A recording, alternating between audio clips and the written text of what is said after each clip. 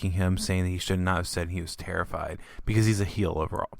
And I can understand that perspective, all the way to the point that Seth is essentially a chicken shit heel. He's shown that he's a chicken shit heel.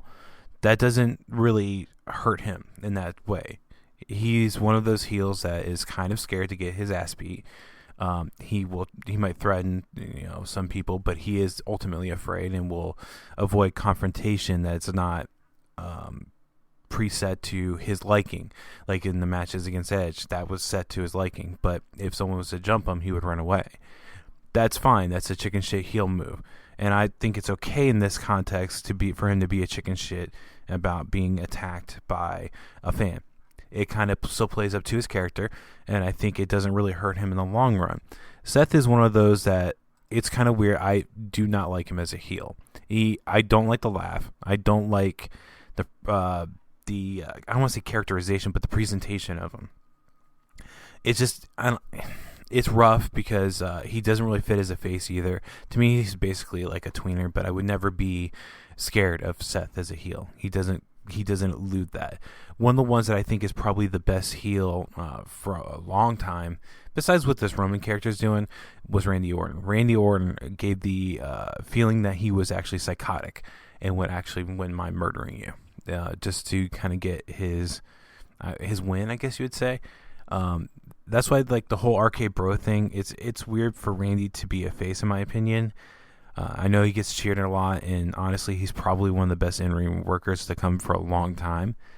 But he just is not a face to me. He is ultimately the best heel that WWE's produced in a very long time. I wouldn't say he was a great foil to John Cena because, yes, they're technically polar opposites in that way because John Cena was pretty much always a face, and Randy was pretty much always a heel. But to me, the foil to John Cena would probably be CM Punk. To me, everything that CM Punk stood for, the anti-authority, the alternative, was going against what John Cena was. CM Punk wasn't a company guy, John Cena was. So that, to me, shows that he was the ultimate foil to him. And with Randy, yes, he was a great heel, but to me, he just wasn't the opposite, the foil of John Cena. They're competitors, yes, and they're probably best in their field, both with John Cena being a face and Randy Orton be the heel. But to me, they just weren't enough opposite of each other for them to be, in my opinion, their best foil. With that, Randy Orton has broken a couple of records. Won the most matches on Raw, with 437 recently. I think this is as of, what's today, Thursday? This is as of Monday. The other thing was most appearances in Survivor Series, which, good for him. He stuck around. Randy is probably going to be one of those that's going to end up being a legend in his own right, and definitely a Hall of Famer. I mean, again, his ring work was phenomenal, but with what he's able to pull off in this latter part of his career has definitely shown what Randy Orton's worth. It would be interesting to see what WWE can do at creating stars going forward, because they have definitely hurt there. I mean, besides Seth and a few others, you can't really name anyone that's been made since the early 2000s besides Cena and Orton. To me, honestly, Kevin Owens should have been up there. He's probably on his way out. But the Kevin Owens should have been one of the stars that they created. He was believable. He was one of those that kind of would be like an anti-hero, kind of like Stone Cold. But they kind of messed that all up. They even put him in the Survivor Series match, which, yeah, he's still on the pay-per-view, but it's not where he should have been. He should have definitely been in the main event somewhere. But it is what it is. I can make one episode dedicated to like all the things that that breaks down like all the issues I have with WWE in general, and I don't like really talking about them, but being all the cuts, being the records being broken, and Survivor Series being an okay pay-per-view, and the last match was definitely a highlight. You kind of have to talk about them. You can't just talk about AEW and Impact at that point. I don't like to focus on them. because more than anything, I'm upset.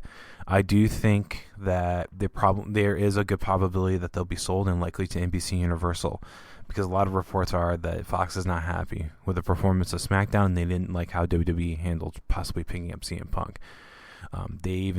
There's been, I want to say rumors mainly, that Fox is actually going to help pay for CM Punk, but WWE is like, no, we're not doing it. First, they try to make the excuse that they couldn't, he wasn't worth what he would want.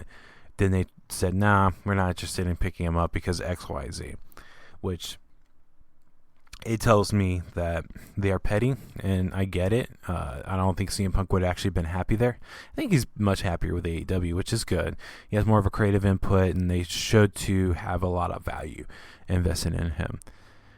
The other part of it with being bothered by WWE is on Busted Open Radio, Top Dollar and Ashante the Adonis showed up on Busted Open Radio in an interview on one of the podcasts. I can't remember who interviewed them, so my apologies. But they're sharing their stories on what was going on, and basically WWE was talking about the program that they're going to be involved in, their toys being made, and everything else, and then they get cut. And that to me shows that WWE is playing dirty, and it's not good.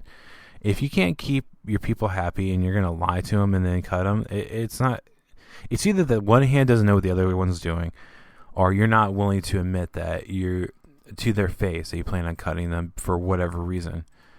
And again, I think Hit Row will make something of themselves going forward. I think there's a lot of talent in there, but the fact that they were lied to and promised all these things for it to ultimately be cut, it's just dirty work on WWE's side. And here's the sad part. It's not one of those things where I can come up and defend them and say there's probably two sides to their story, because it's completely believable. Based on everything we've ever heard about WWE in the past, it kind of falls in line with what the rumors have been for years. And then you have people like talking about possibility of MJF going there, MJF being one of the top stars in AEW, and I really doubt this is going to happen. He has a little bit more creative freedom. There's no way WWE will let him cut the kind of promos he's cutting in AEW. And for instance, the promo battle, if you will, that he had with CM Punk recently, it showed his ability to kind of stand with Punk. Punk's still a little bit better, to be honest with you, but it shows his ability. And Punk lately has been in promo battles now with him and Eddie Kingston, and Eddie Kingston was probably one of my favorite ones.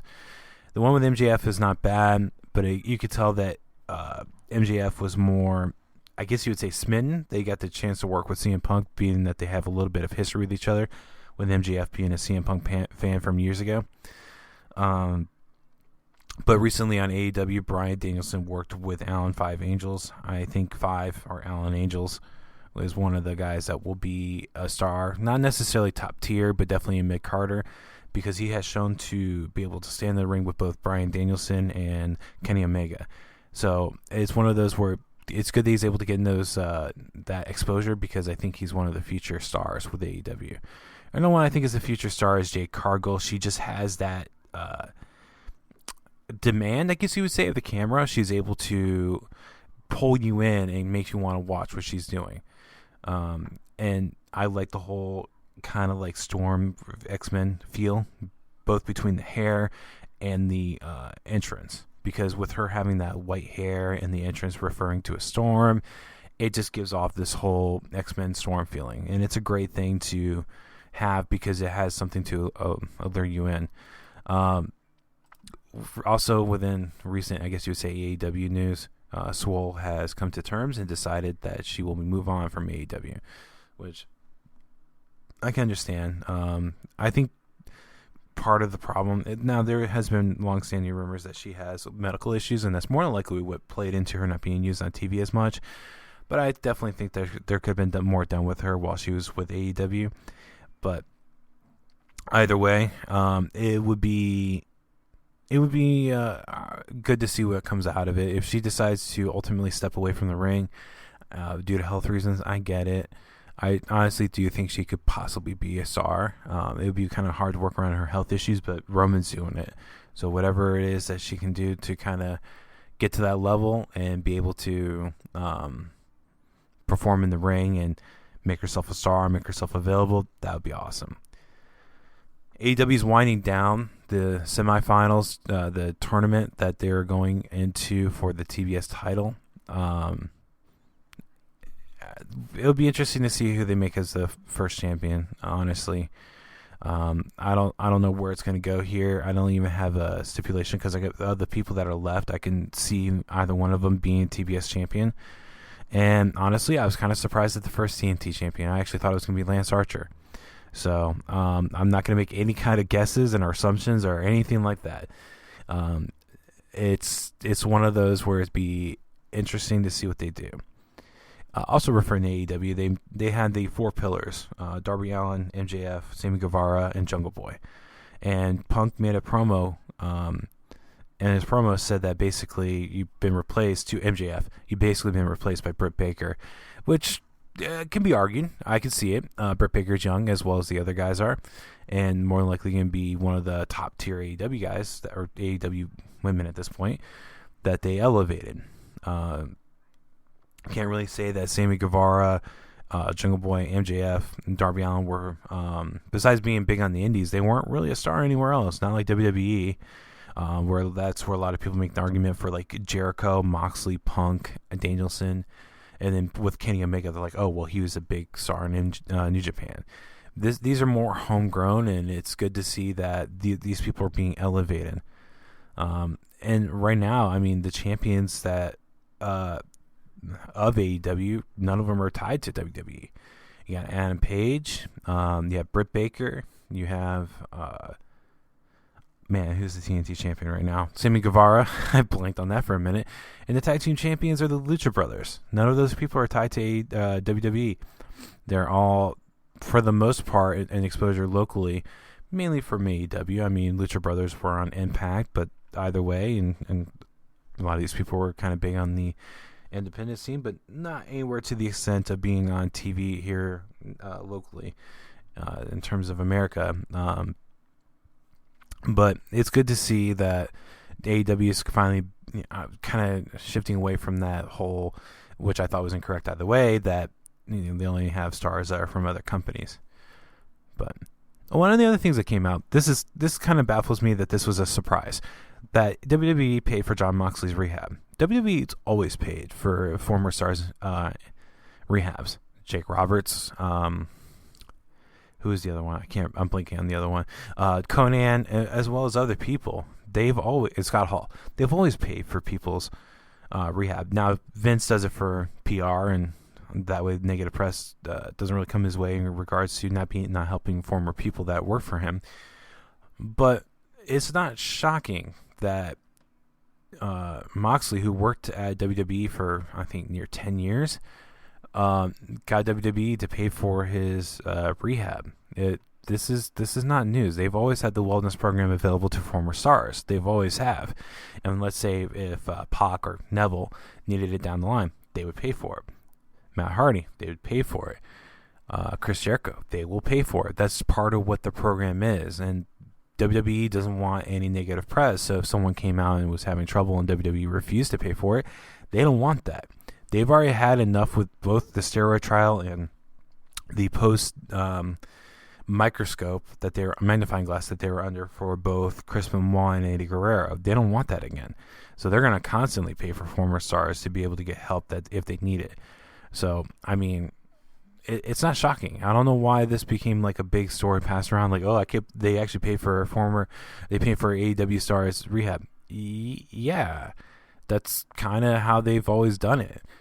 Even if they're in WCW at one point, and like Conan, I think only worked there as Max Moon for like a week, and he gets it. So I really don't understand why that was shocking at all. So between Dynamite and Raw, AEW and WWE have been referencing each other. For example, Punk called MJF a less famous Miz, and following, Edge made references to CM Punk and MJF, referring to how Miz was brought up on another person's channel. I don't think this is bad. I think this is close to home. I think this brings a little bit of reality into the feud to kind of make it feel more real as opposed to contrived. It doesn't hurt it, in my opinion. I think this kind of makes it more interesting, more wanting to tune in to see what could possibly happen. Now, I will fully admit that I'm someone that kind of lost interest in Raw all months ago, sort of in SmackDown as well, and kind of don't feel like giving WWE my money in that